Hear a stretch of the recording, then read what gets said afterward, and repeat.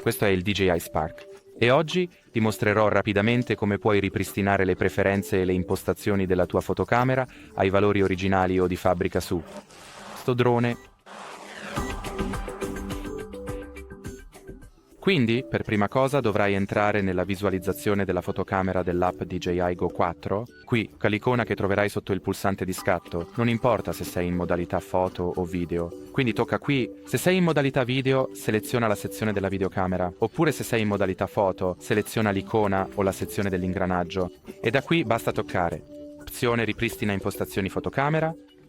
Poi premi OK per confermare e aspetta qualche millisecondo affinché la fotocamera e la visualizzazione della fotocamera si riavviino o si ricarichino. E beh, questo è tutto. Quindi, se hai ulteriori domande, lasciale nella sezione commenti qui sotto.